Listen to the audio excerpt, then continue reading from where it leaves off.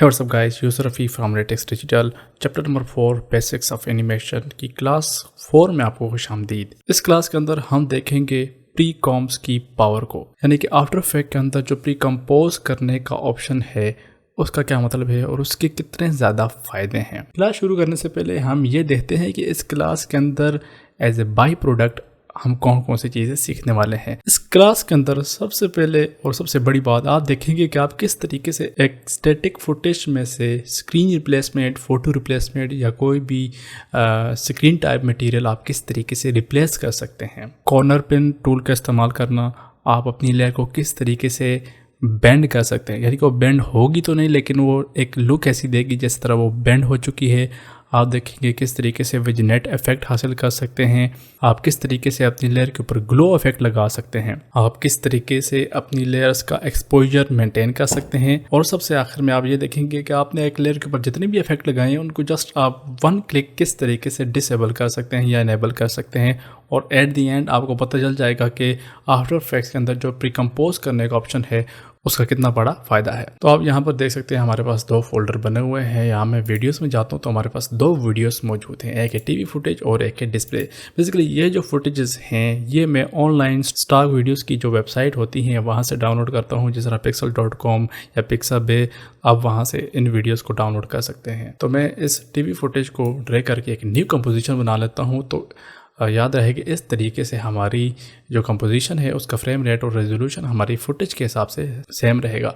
तो मैं क्या करता हूँ कि ये हमारी जो फुटेज वाली कंपोजिशन है इसको ड्रैग करके हम इस कंपोजिशन के अंदर ले जाते हैं। तो अब हम इसको बंद करेंगे तो हमारा ये जो प्रोजेक्ट मेन्यू है वो बिल्कुल साफ़ रहेगा। अब आप देख सकते हैं कि हमारे पास ये जो फुटेज मौजूद है, अब यहाँ पे देख सकते हैं कि थोड़ी बहुत हिल जुल रही है। तो हम क्या करते हैं कि इसके लिए स्टेबलाइज का ऑप्शन होता है लेकिन उसको हम अभी नहीं करेंगे। जस्ट हमने प्रीकॉम्प का मतलब सीखना है तो हम वो एरिया लेकर आते हैं जहाँ पर यहाँ पर इतनी ज़्यादा मूवमेंट हमें नज़र नहीं आ रही। तो सबसे पहले हम क्या करते हैं कि इसकी जो ड्यूरेशन है उसको हम कर देते हैं 5 सेकेंड्स। तो अब हमारी ड्यूरेशन जो है वो 5 सेकंड हो चुकी है। तो अभी आप देखें तो इतना ज़्यादा मूवमेंट नहीं हो रही। अगर हो भी रही तो कोई मसला नहीं है, ट्रैकिंग हम आने वाली क्लासेस में देखेंगे। हमारा यहाँ पर मकसद सिर्फ स्क्रीन को रिप्लेस करना है। इसके बाद हम क्या करते हैं, यहाँ से अपनी डिस्प्ले वाली जो फुटेज है इसको लेकर आते हैं और इसको यहाँ पर ऊपर रख देते हैं। तो हमारी ये फुटेज आ गई। ये यहाँ पर मैच नहीं कर रही, कोई मसला नहीं है। हम सिंपल क्या करेंगे, इसको राइट क्लिक करेंगे और आपको यहाँ पर ऑप्शन नज़र आ रहा होगा प्री कंपोज का। तो जो ही मैं प्री कंपोज के ऊपर क्लिक करता हूँ हमारे पास ये एक विंडो ओपन हो जाती है। अब सबसे पहले हम देखते हैं कि प्री कंपोज का मतलब क्या है। प्री कंपोज का मतलब आप इस तरीके से देख लें कि आप एक फुटेज को एक लिफाफे के अंदर बंद कर देते हैं। जिस तरह आप एक कागज़ को लेकर एक लिफाफे के अंदर बंद कर देते हैं तो बाकी लोगों को वो लिफाफा नज़र आता है, अंदर वो कागज़ नज़र नहीं आता। हालांकि इसमें ये होगा कि आपको वो फुटेज नज़र आएगी लेकिन आप डायरेक्टली फुटेज के ऊपर कोई भी चीज़ अप्लाई नहीं कर रहे होंगे, आप उस प्री कॉम्प के ऊपर इफेक्ट लगा रहे होंगे। आपको ये थोड़ी देर में वाज़ेह हो जाएगा। तो जब आप देखेंगे आपके सामने दो ऑप्शंस मौजूद हैं। तो सबसे पहले ऊपर जो लिखा हुआ है ये बेसिकली आप उस वक्त सिलेक्ट कर सकते हैं जब आप सिंगल लेयर को प्री कंपोज कर रहे हो। और इसका मतलब ये है कि जब आप इसको प्री कंपोज करेंगे लेयर को तो इसके ऊपर जितने भी इफेक्ट लगे हैं, हालांकि अभी हमने कुछ भी इफेक्ट नहीं लगाया लेकिन जितने भी इफेक्ट लगे हैं इस लेयर के अंदर जाएंगे। अगर आपके पास 2 या 2 से ज़्यादा फुटेजेस हैं तो आप इस ऑप्शन को सिलेक्ट नहीं कर सकते, क्योंकि उन सब के ऊपर अगर इफेक्ट लगे हैं तो वो सारे के सारे एक ही कंपोजिशन के ऊपर नहीं आ सकते। दूसरा ऑप्शन है move all attribute into new composition, यानी कि अगर आपने इस लेयर के ऊपर कोई इफेक्ट लगाया हुआ है तो जो ही आप मूव ऑल करेंगे तो वो सारे के सारे इफेक्ट उसी लिफाफे के अंदर चले जाएंगे, बाहर नज़र नहीं आएंगे। आपको ये सारी बातें इसी क्लास के अंदर क्लियर हो जाएंगी। तो आपको समझाने के लिए मैं यहाँ से कैंसिल कर देता हूँ और हम क्या करते हैं कि इसके ऊपर एक इफेक्ट लगाते हैं जिसे कहते हैं कॉर्नर पिन। आपको यहाँ पर नज़र भी आ रहा होगा। बेसिकली ये मैं वीडियो को पायलट की तरफ से एक प्लगइन यूज़ कर रहा हूँ, एफएक्स कंसोल, बिल्कुल फ्री है, आप इसको डाउनलोड कर सकते हैं। तो मैं इसको यहाँ पर कॉर्नर पे को सिलेक्ट करता हूँ और यहाँ आपको नज़र आ रहा होगा वो 4 पॉइंट्स आ गए हैं। तो मैं इन पॉइंट्स को सिलेक्ट करके टीवी स्क्रीन के तकरीबन उस एरिया के ऊपर लेकर आता हूँ जहाँ पर उसकी स्क्रीन मौजूद है। आपने इनको ड्रैग करके वहाँ तक लेके जाना है जहाँ पर आपकी पूरी स्क्रीन जो है वो कवर हो रही है। अभी आप देख सकते हैं कि उसकी सारी स्क्रीन जो है वो कवर हो चुकी है। अगर आप इस आँख वाले बटन को प्रेस करेंगे तो आपकी लेयर बंद हो जाएगी, ऑन ऑफ होगी, ठीक है, आप चेक कर सकते हैं। तो फुली कवर्ड है। अब हम क्या करते हैं कि इस लेयर को सिलेक्ट करके राइट क्लिक प्री कंपोज करते हैं तो अब आपके पास दो ऑप्शन है, या तो आप मूव ऑल कर दें या आप लीव कर दें। अगर आप लीव करते हैं तो ये प्री कंपोज हो जाएगी लेयर और इसका ये कॉर्नर पिन इफेक्ट उस कंपोजिशन के ऊपर रहेगा, इस फुटेज के ऊपर नहीं रहेगा। और इसको मैं नाम दे देता हूँ डिस्प्ले फुटेज, यानी कि हमारी फुटेज होगी और इसको हम कर देते हैं प्री कंपोज।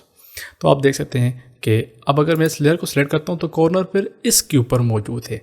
मैं इस लेयर के अंदर जाता हूँ तो आपको ये लेयर इस तरीके से सही सलामत नज़र आएगी, इसके ऊपर कोई भी कॉर्नर पिन इफेक्ट नहीं लगा हुआ क्योंकि वो आपने लीव कर दिया था। तो वो इसी कंपोजिशन यानी कि टीवी फुटेज 2 जो हमारी कंपोजिशन है इसके अंदर रह गया, ठीक है। अच्छा, तो ये हमारा जो स्क्रीन है वो ऊपर आ चुकी है। अब हम सबसे पहले क्या करते हैं कि इसके ऊपर एक मास्क ड्रॉ करते हैं।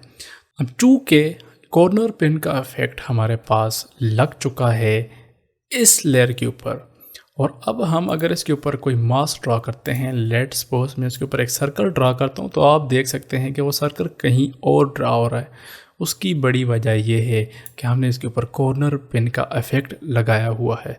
तो उससे बचने के लिए हम क्या करते हैं, इस मास्क को डिलीट करते हैं और इस लेयर को एक दफ़ा फिर से प्रीकम्पोज करते हैं। लेकिन अब हमें ये कॉर्नर पिन का इफेक्ट नहीं चाहिए इस कंपोजिशन के ऊपर, तो मैं यहाँ से मूव ऑल कर दूंगा और मैं इसको नाम दूंगा डिस्प्ले कॉम्प। तो अब हमारे पास ये आप देख सकते हैं कि इसके ऊपर कोई भी इफेक्ट नहीं लगा। अब अगर मैं मास्क ड्रा करता हूँ तो एग्जैक्टली उसी जगह के ऊपर मास्क ड्रा होगा जहाँ पर मैं चाहूँगा। अब मैं इसके ऊपर एक डिटेल मास्क जो है वो ड्रा करता हूँ। यहाँ से इस लेयर को बंद करेंगे और मेक श्योर कि आपने इस लेयर को सिलेक्ट किया हो। तो मैं एक के साथ बटन जो है इसको प्रेस करता हूँ, स्क्रीन बड़ी हो जाएगी और मैं यहाँ पर एक डिटेल्ड मास्क ड्रा करता हूँ।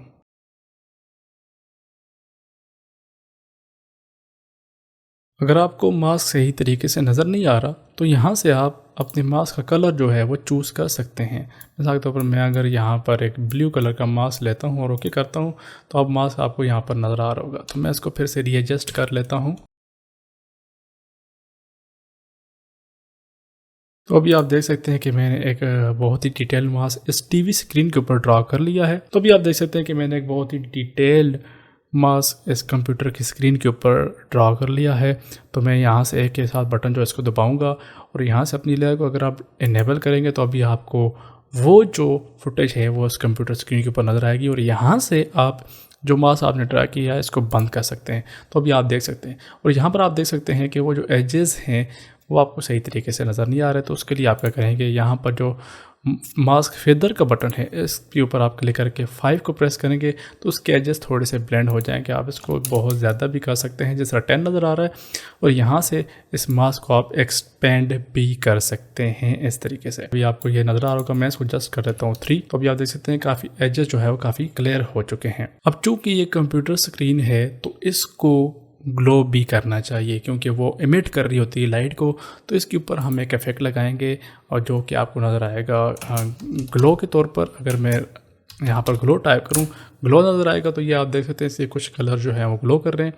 यहाँ से मैं इसके जो ग्लो थ्रेशहोल्ड है इसको मैं 0 कर देता हूँ और यहाँ से ग्लो इंटेंसिटी जो है इसको हम कर देते हैं 0.1। तो हमारे पास इस तरीके से हो जाएगा और इसका रेडियस जो है वो ऑलमोस्ट हम रख देते हैं 5 इस तरीके से। और एक दफ़ा फिर से इसको डुप्लिकेट करेंगे। याद रहे कि आप इन इफेक्ट्स को डुप्लिकेट कर सकते हैं।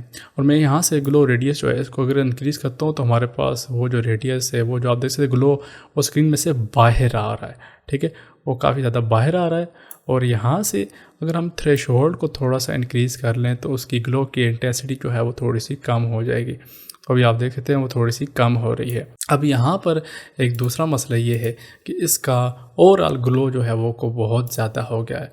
तो मैं यहाँ से क्या करता हूँ कि इसके ऊपर एक और इफेक्ट लगाते हैं जिससे आप कह सकते हैं एक्सपोजर। और यहाँ से इसकी वैल्यूज़ को अगर मैं कम करूँगा तो ओवरऑल वैल्यूज़ जो है वो बहुत ज़्यादा कम होगी। तो मैं यहाँ पर इसकी वैल्यूज़ ऑलमोस्ट कर देता हूँ -3। तो आपको ये नज़र आ रहा होगा कंप्यूटर स्क्रीन। अभी आप चेक करना चाहते हैं कि जो इफेक्ट लगाए हैं उसका कोई फ़र्क भी पड़ा है कि नहीं, तो आपको यहाँ पर ये एफेक्ट्स का जो बटन नज़र आ रहा है इसके ऊपर प्रेस करेंगे तो जितने भी इफेक्ट आपने लगाए हैं वो चले जाएंगे। तो अभी आपको वाज़ेह फ़र्क नज़र आ रहा होगा। अभी आप साइड पर भी देख सकते हैं कि इस तरीके से आपके लगाए हुए इफेक्ट इसको मुतासिर कर रहे हैं। तो आपका ये जो इफेक्ट है वो पूरा हो चुका है। अब मसला ये है कि वो जो लेयर थी वो तो बिल्कुल सीधी है, लेकिन टीवी की स्क्रीन थोड़ी सी बेंड है। तो हम ये जो हमारी प्री कंपोजिशन थी इसके ऊपर क्लिक करते हैं तो हमारे पास ये फुटेज आ जाती है। इसके ऊपर फिर से क्लिक करते हैं तो हमारा ये वाली जो मेन फुटेज है वो आ जाएगी। तो मैं इसको फिर से प्री कंपोज कर देता हूँ और इसको अब हम नाम देते हैं, और याद रहे कि इसको मूव ऑल कर देना है, और उसका मैं नाम देता हूँ डिस्प्ले कॉम्प 02, यही ठीक है। ओके कर देते हैं और इसके ऊपर एक इफेक्ट लगाते हैं ऑप्टिकल कंपनसेशन, और इसकी वैल्यूज़ को अगर मैं यहाँ पर 50 कर दूँ तो ये स्क्रीन आपको इस तरीके से बेंड होती दिखाई देगी, आप इस तरीके से देख सकते हैं। तो मैं जस्ट यहाँ पर 50 कर देता हूँ। और अब अगर हम टीवी फुटेज में जाकर देखते हैं तो वो आप देख सकते हैं कि स्क्रीन जो है वो थोड़ी सी बेंड हो चुकी है। इसके बाद हम क्या करते हैं, इसका स्केल जो है थोड़ा सा ज़्यादा कर देते हैं तो उसके एजेस जो है वो क्लियर हो जाएंगे। तो अब इसका फ़ायदा ये है कि आप जो भी इफेक्ट वगैरह इन लेयर के ऊपर लगाएंगे जो प्री कंपोजिशन के अंदर हैं वो ऑटोमेटिकली इसको अफेक्ट करेंगे। उसको देखने का सबसे बेहतरीन तरीका ये है कि ये जो लेयर है, ये जो आपके पास टीवी फुटेज वाली लेयर है, ये आपको यहाँ पर नज़र आ रहा होगा कंपोजिशन जो है, उसको आप इस तरीके से देख सकते हैं कि ये जो कंपोजिशन आपके पास खुली हुई है, जिस तरह कंपोजिशन टीवी फुटेज 2 यहाँ पर आपको नज़र आ रहा है, इसको मैं यहाँ से लॉक कर लेता हूँ। तो आप किसी भी कंपोजिशन के अंदर जाते हैं वो डिस्प्ले चेंज नहीं होगा। अब मिसाल के तौर पर हम हैं यहाँ पर, ठीक है, टीवी डिस्प्ले फुटेज में। अगर मैं यहाँ से जाता हूँ कंपोजिशन के अंदर आते हैं तो हम डिस्प्ले फुटेज के अंदर है, डबल क्लिक करता हूँ तो हमारे पास डिस्प्ले फुटेज ओपन हो जाएगी। लेकिन आप यहाँ पर देख सकते हैं कि हमारे पास पहली वाली कंपोजिशन भी ओपन है। तो हम क्या करते हैं कि अपनी इस कंपोजिशन को यहाँ से पकड़ेंगे और ड्रैग करके साइड की तरफ यहाँ पर लेकर आएंगे तो अब हमारे पास 2 पैनल ओपन हो चुके हैं। एक में हमारी यहाँ पर आप फाइनल देख सकते हैं और एक में हमारी अपनी लेयर आ गई। अब मैं चाहता हूँ कि इसके ऊपर ना थोड़ा सा विजिनेट इफेक्ट आ जाए, साइडों से थोड़ा डार्क हो जाए। तो अब हम क्या करते हैं, एक न्यू सॉलिड क्रिएट करते हैं और इसको मैं ओके कर देता हूँ। अब याद देख सकते हैं हमारी स्क्रीन ब्लैक हो चुकी है। इसके ऊपर एक मास्क ड्रा करते हैं। तो मैं इस एलिप्स टूल को डबल क्लिक करूँगा तो एक मास्क जो है वो ड्रा हो जाएगा। यहाँ से देख सकते हैं, अगर मैं इस लेयर को यहाँ से सिलेक्ट करूँ तो यहाँ से इस मास्क को मैं एडिट कर सकता हूँ। यानी कि मैं अगर इसको यहाँ से सिलेक्ट करके थोड़ा अंदर की तरफ लेके जाता हूँ और इसको थोड़ा सा अंदर की तरफ लेके जाते हैं और यहाँ से इसको ऐड की बजाय कर देना है सबट्रैक्ट। तो अभी आप देख सकते हैं हमारे पास यहाँ पर, अगर मैं यहाँ पर ऑल्ट क्लिक करके थोड़ा जूम करूँ तो आपको यहाँ पर थोड़ा सा विजिनेट इफेक्ट नज़र आ रहा होगा। यहाँ से हम इसकी फेदर की वैल्यूज़ को ज़्यादा करते हैं तो अभी आप देखेंगे कि यहाँ पर ऑटोमेटिकली वो एडजस्ट हो जाएगा। यहाँ पर हम बहुत ज़्यादा कर देते हैं और इसकी ओपेसिटी को हम कर देते हैं ऑलमोस्ट 50%। तो थोड़ा सा हमारे पास एक विजिनेट इफेक्ट जो है हमारे पास आ चुका है। यहाँ पर आप आफ्टर बिफोर देख सकते हैं, ये हमारे पास कंप्लीट हो गया। यहाँ पर आप इस कंपोजिशन को कर देंगे बंद। इसको मैं ज़रा ड्रैग करके साइड की तरफ ले जाता हूँ, इसको करेंगे फिट और हमारी जो मेन कंपोजिशन है वहाँ पे आ जाएंगे और इसको अनलॉक कर देंगे और यहाँ से मास्क को हटा देंगे। तो भी आप देख सकते हैं कि हमारी जो फुटेज है वो रिप्लेस हो चुकी है, हमारी टीवी स्क्रीन जो है वो रिप्लेस हो चुकी है। हम देखते हैं कि असल में प्री कंपोज करने का मेन फ़ायदा क्या है। अब देखिए, हमने शुरू में ही अपनी इस फुटेज को प्री कंपोज कर लिया था। तो अगर हम डिस्प्ले कॉम में जाते हैं, डिस्प्ले फुटेज में जाते हैं, डिस्प्ले कॉम 2 को यहाँ से हम रीनेम करते हैं। उसको मैं नाम देता हूँ रिप्लेस फुटेज।